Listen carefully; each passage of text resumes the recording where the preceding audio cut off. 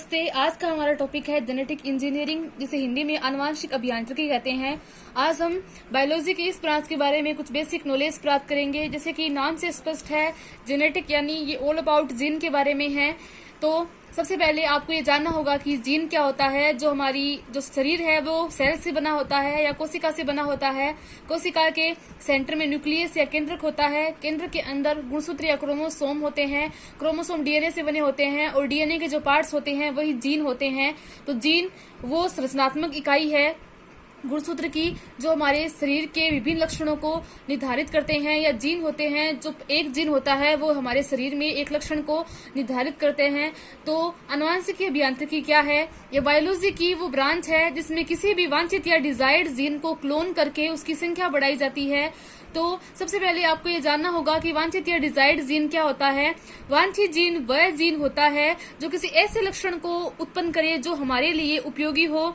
जैसे ह्यूमन कोशिका में पाया जाने वाला जो इंसुलिन हार्मोन को उत्पन्न करने वाला जीन है, तो ये जीन इंसुलिन हार्मोन को उत्पन्न करता है, जो कि हमारे शरीर में जो शुगर है या शर्करा है उसको मेंटेन करके रखता है। तो किसी भी वांछित या डिजायर्ड जीन को क्लोन यानी कॉपी करके उसकी संख्या बढ़ाई जाती है। किसी भी वांछित जीन को पहले सिलेक्ट करते हैं, उसके बाद इसकी बहुत सारी कॉपियां की जाती है और इस वांछित जीन को विभिन्न उपयोगी पदार्थ बनाने में किया जाता है।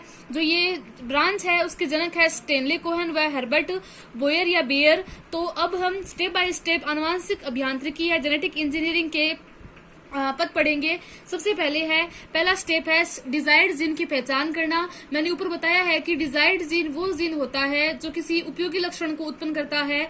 दूसरा है वांछित या डिजायर्ड जीन को डीएनए से अलग करना। सबसे पहले हम डीएनए होगा, उसमें वांछित जीन होगा, उस वांछित जीन की पहचान करेंगे कि वो डीएनए के किस सेगमेंट पर है। मान लेते कि डीएनए के इस सेगमेंट पर है, इस जीन की पहचान करके इसे डीएनए से अलग करेंगे, इसे डीएनए से कट करेंगे। तो इसी वांछित जीन को डीएनए से कट करने का काम कुछ एंजाइम करते हैं। इन एंजाइम को रिस्ट्रिगेशन एंडोन्यूक्लियस एंजाइम कहते हैं।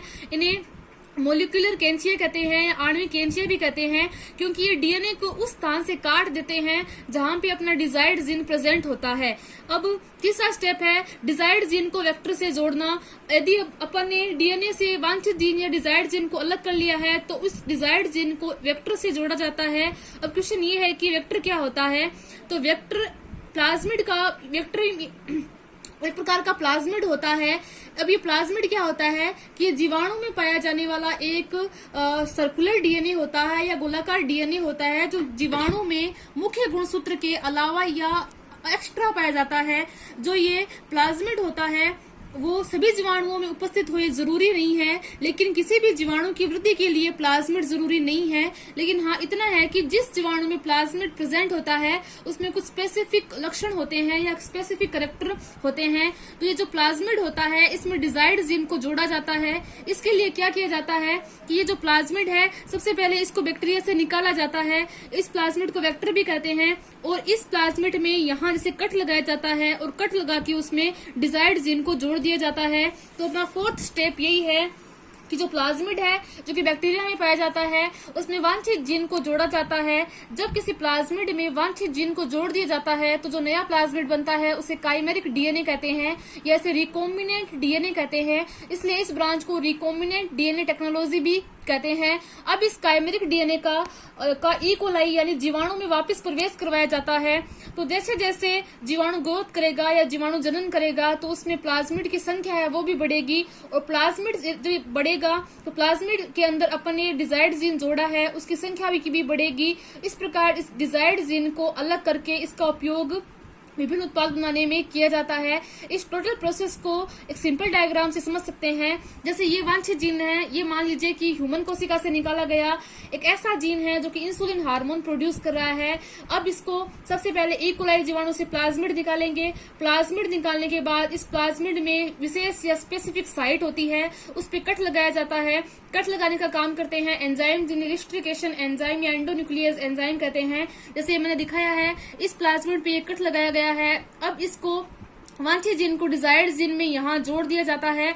यहाँ लाइगेज एक एंजाइम होता है, उससे ये दोनों आपस में जुड़ जाते हैं। इस प्रकार एक ऐसा प्लाज्मिड बनता है जो वांछित जीन से या डिजायर्ड जीन से युक्त होता है।